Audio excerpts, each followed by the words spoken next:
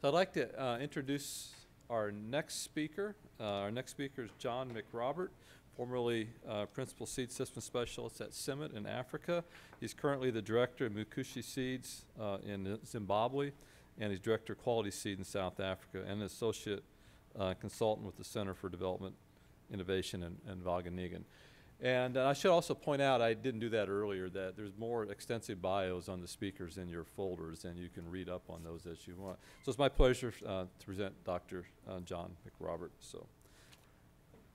Well, good morning, everyone, and it's a pleasure to be with you this morning. As mentioned, I'm from Zimbabwe, and having listened to that last talk, I think Africa is the place where the yield gaps can be made up tremendously.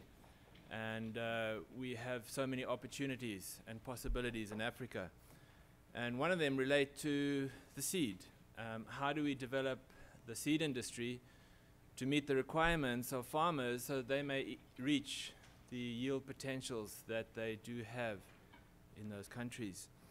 So I'm going to talk a little bit about the current developments in the African seed industry and try and give you an overview of what's happening there and show how the seed industry can grow even more and contribute to closing that yield gap. Just to set the scene of the situation in Africa, like any other agricultural economy, there's a whole range of products which farmers grow. There's the standard field crops, the coarse grains, the soybeans, the groundnuts, and other kinds of beans. And those are pretty much found on every farmer's fields to some extent. And then it's been shown that nearly every farmer grows some form of vegetable, usually 2 or 3 vegetables at his homestead every year, and tomatoes, onions, and peppers, and some crucifers and cucurbits are very, very common. And then in certain parts of Africa, there is a lot of vegetatively grown crops, such as sweet potatoes, cassava, yams, Irish potatoes, and so on. And then there's a fair amount of industrial cropping going on and developing, sugarcane, and so on, cotton, and a fair amount of tobacco as well. So it's a very diverse agricultural economy throughout Africa. But in my talk, I want to concentrate particularly on the field crops. And because I spent a lot of time with Summit and with a seed company that worked mostly with maize, much of what I'll be saying will have relevance to maize or corn. So some statistics for you. These are gathered from the FAO stats. This is the area of production in Africa, the total Africa. That's not just sub-Saharan Africa, it includes North Africa. About 34 million hectares of maize, corn are grown throughout Africa. It's quite significant, much more than most other crops. And that represents about 900,000 tons of seed which is planted. Now this is not purchased seed, we'll see that just now. It's what farmers use to plant that 34 million hectares. That's the FAO estimate. When we look at the country perspective of that land area planted to corn, Nigeria, Tanzania, South Africa are the largest areas. Nigeria very, very much larger than most other countries. And then you have a fair group in there which are around 1 million to 2 million hectares. And then a lot of the smaller countries have obviously got a lot less maize. So those top 5, 6 countries there, from Nigeria to Malawi, these are the real potential seed markets for maize in Africa, but obviously the other countries as well represent a fair proportion of that market. Just coming to maize yields, I really appreciate that previous talk because it just puts our maize yields into perspective. Egypt has the highest maize yield. It's all irrigated, very good climate conditions there. Their average yield nationally is about 7.8 tons per hectare. South Africa comes next, 3.8 tons. If you know South Africa, they have a very diverse farming system on maize there, from very low yields on large, extensive production through to very intensive irrigated maize where they might be getting 15, 16 tons per hectare in certain situations. And then Ethiopia is doing very well. This yield of 3-something tons in Ethiopia has been an increase in recent years through the policies and activities of farmers. But nearly every other country is less than 3 tons per hectare and significantly less. For example, the average yield in Zimbabwe in recent years has been about 0.75 tons per hectare. So there's some miserable yields in Africa, and that's partly related not so much to climate, but to management, very low fertilizer use rates, very low improved seed use rates, and so on. The importance of maize to farmers, I think you're getting the picture. It's the most common staple food in Africa. Most farmland and fertilizers allocated to maize, as these data show, from Angola, Malawi, Mozambique, Zambia, and Zimbabwe. 50% or so or more of the farmland is allocated to maize, and they put most of their fertilizer onto that maize. But again, those quantities of fertilizer are very low, in the order of 10 to 12 to 15 kilograms of nitrogen per hectare. In Ethiopia, Tanzania, and Uganda, it's very similar kind of data. Farmers will farm between 3.9 and 10 hectares, and a half or so or more of that land will be planted to maize. And again, they will put most of their fertilizer onto that maize. One of the issues that farmers face, I just threw that in there, is the problem of credit.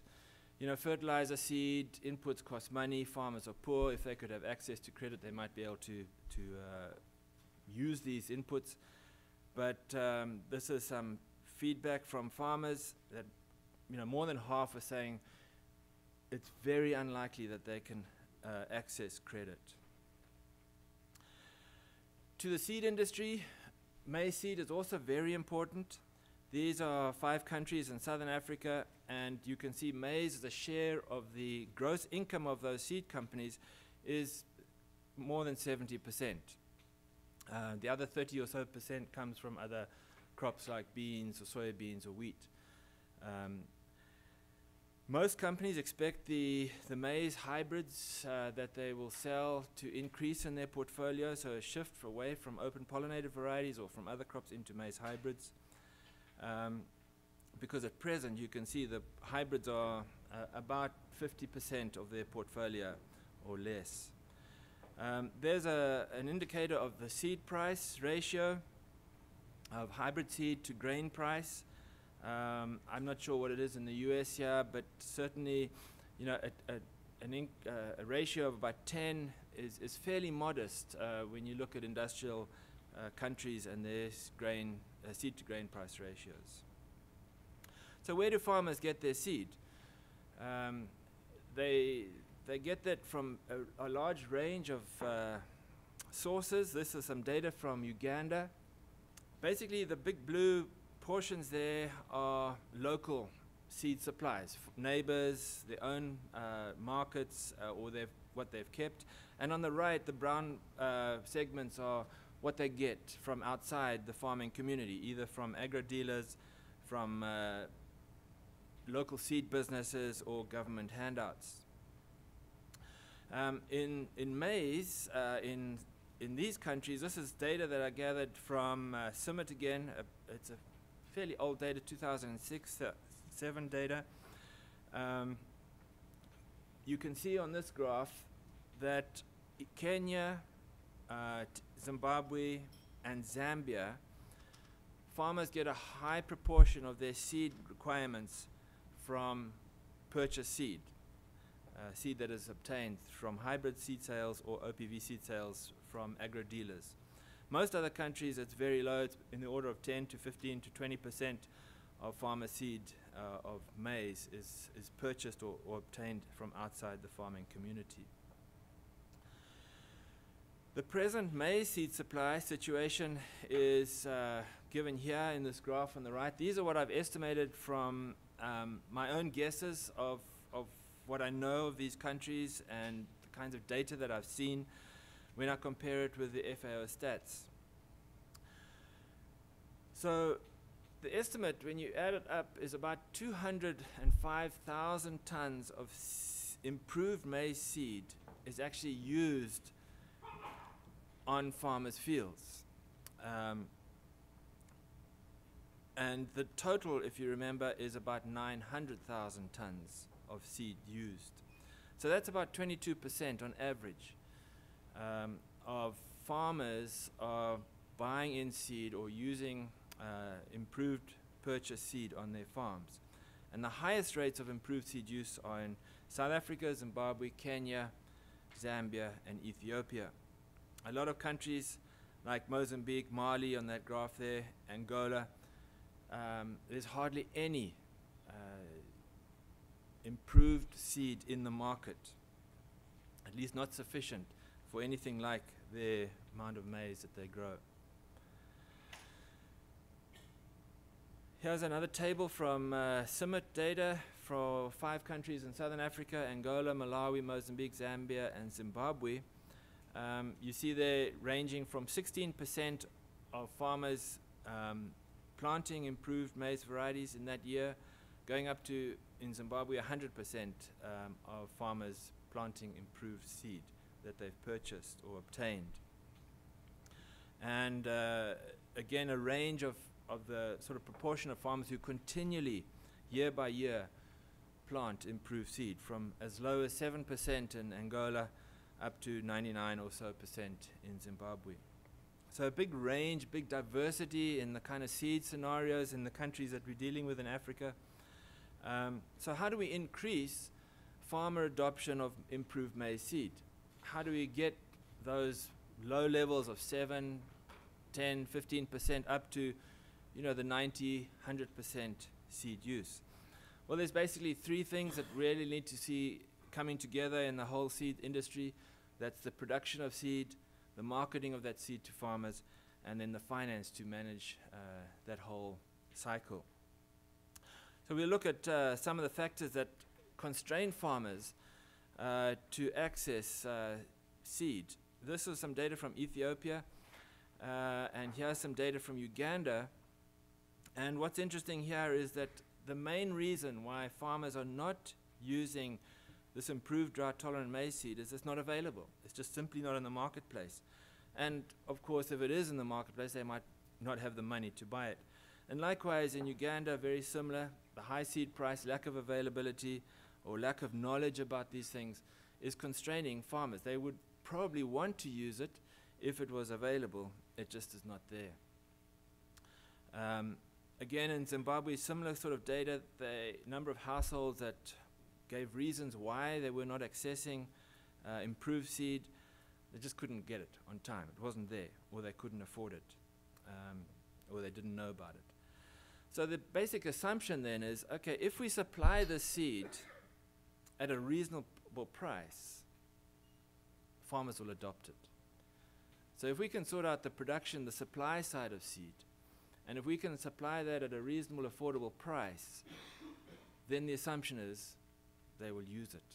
And I think there is some practical experience of that. We can see in certain countries where you do put seed into the market, they do take it up. Just a simple example, in Swaziland last year, we had a community-based seed scheme. They produced 100 tons of seed of an improved maize OPV. They didn't know what to do with it.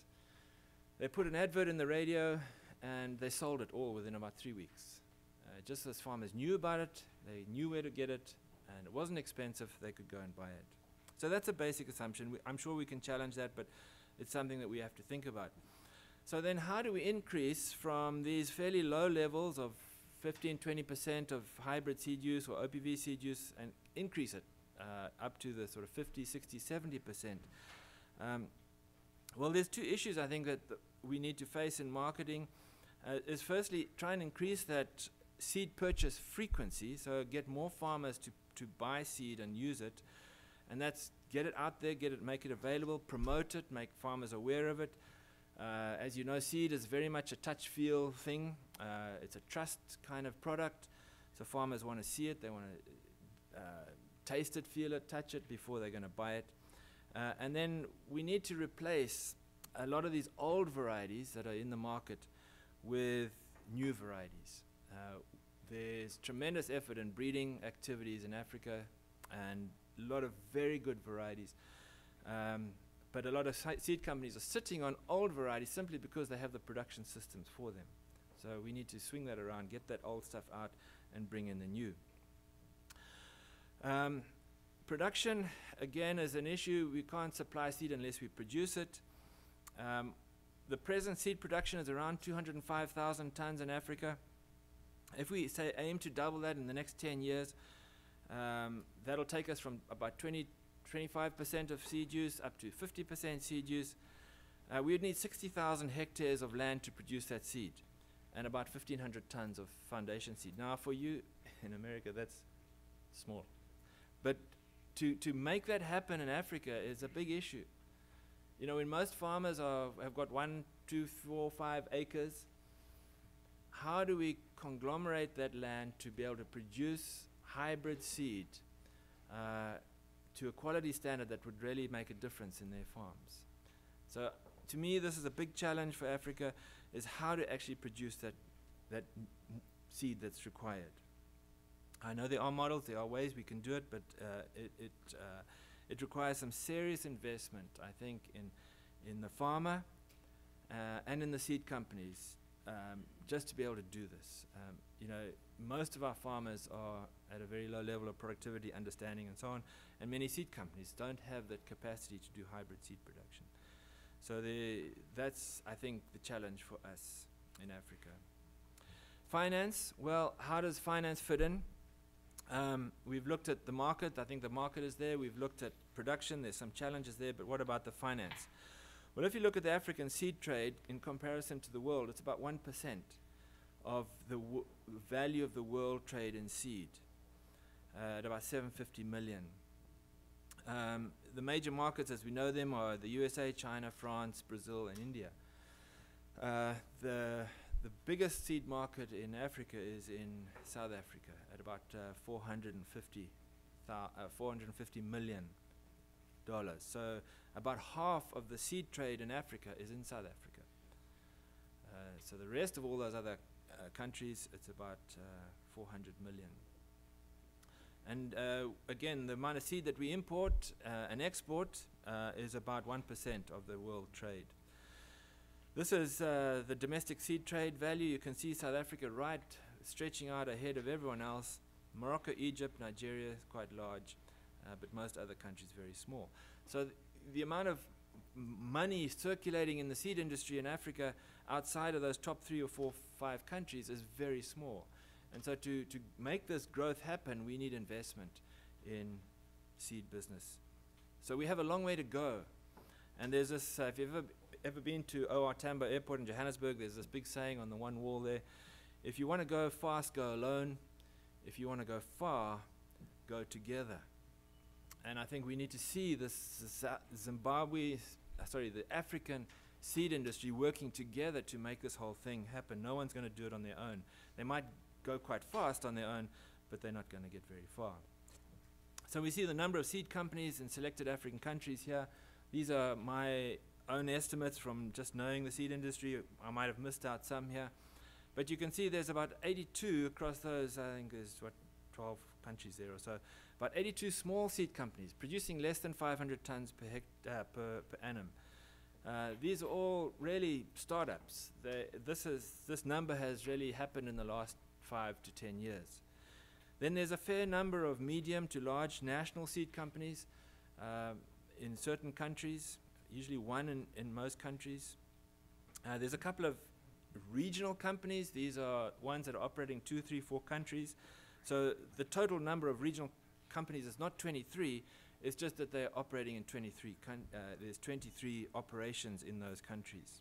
And then there's a number of global seed companies operating in Africa as well, the likes of DuPont, Monsanto, Syngenta, Lima Grain. So how will these seed companies and their market share change as we see the years ahead? Do we see these small seed companies growing?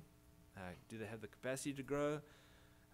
Will they be gobbled up by the global seed industry as they move into Africa? Well, that's going to be an interesting development. The African Seed Trade Association is working hard to make this whole work, the seed industry work together. They have 17 national seed associations as members, a number of seed companies. By far the majority of seed companies are not members of AFSTA simply because of the association fee, because a lot of those small seed companies just can't afford it. And then there's a fair amount of other foreign and associated organizations involved. But it's one way to try and move this whole thing forward so we work together, we go far together and not individually. Interesting, there's a lot of global seed industry interests in Africa. DuPont Pioneer purchased a majority shareholding in Pannar, one of the largest seed companies in Africa, last year. DuPont has also just spent about $500,000 establishing an international research and technology hub in South Africa to work more on biotech and so on. Lima Grain from France purchased Link Seed in South Africa and recently purchased 25% of Seedco. Seedco is the second largest seed company in Africa. So there's the fourth largest seed company in the world, Lima Grain, entering into the market in Africa. Syngenta, the third largest company, purchased MRI Seeds in Zambia. And a statement that I saw on their website, they're committed to creating a $1 billion business in Africa over the next 10 years.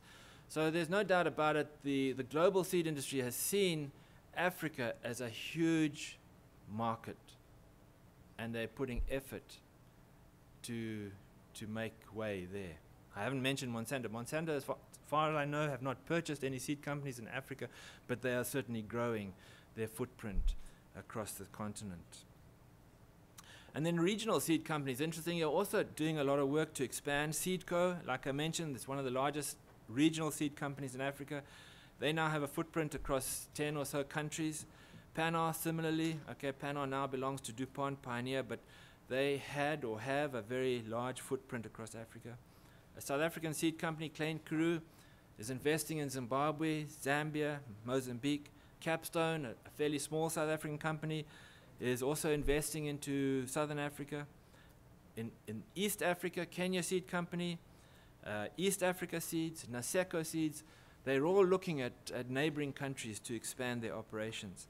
And then there's Indian and Chinese companies also looking into Africa. So it's a real flurry of activity to see this potential market develop. Just quickly, one of the problems that we have in Africa is that there are not many countries affiliated or members to the international treaties in seed. So for example, ISTA, 10 countries have seed testing laboratories. That's not many out of all the countries in Africa. The UPOV, only 4 countries are signatories to UPOV. OECD, I think there's 7 countries who follow the OECD seed schemes. So these present problems for seed companies who want to enter because they might not be happy with the infrastructure in terms of seed quality and so on. And there is, if you look at those countries that are on that table, then recall the sort of amounts of seed that's being produced, the amount of seed that farmers are buying. There seems to be a bit of a correlation between country membership to these organizations and the vigor and the size of the seed sector in those countries. So I think we need to see more of this developing, more countries accepting these international treaties and so on.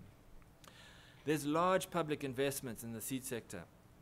I just listed a number.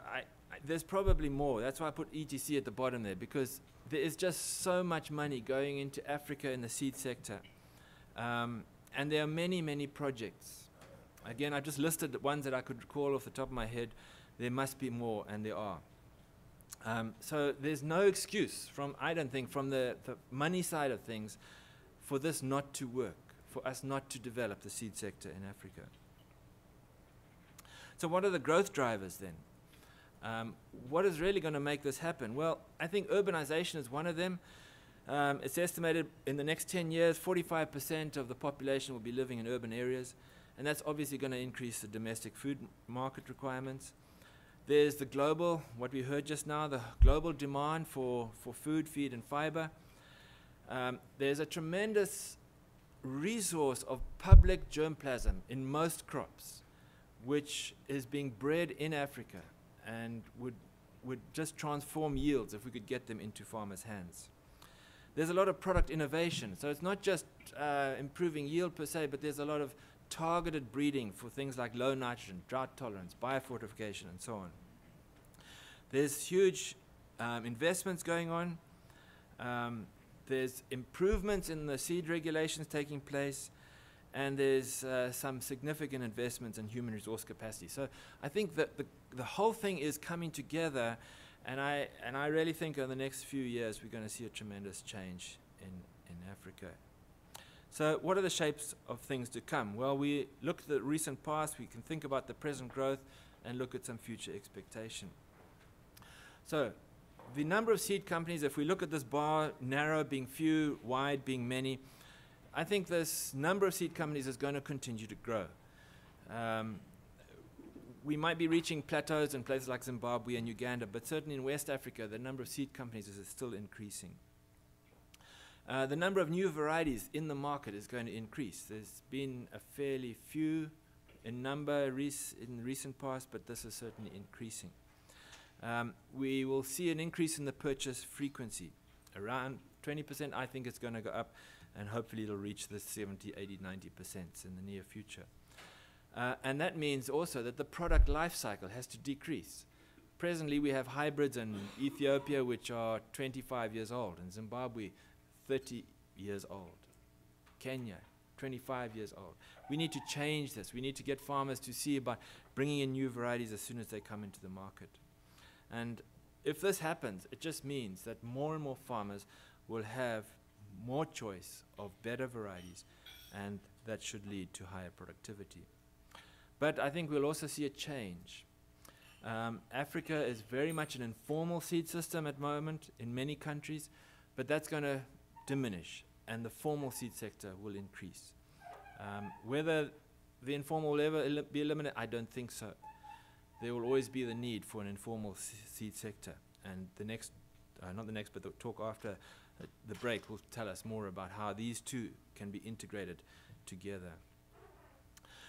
When you look at the number of varieties, just quickly, there's a bit of a digression, but I just wanted to show this to you. This is the number of varieties released in the last 7 years from in the public sector, and these varieties are based on CIMMYT IITA germplasm. So these are basically released by the government departments in these countries, quite significant numbers. But this is the number of varieties released by the private sector. And you can see the private sector is mainly operating in Zimbabwe, Zambia, Tanzania, and a few other countries.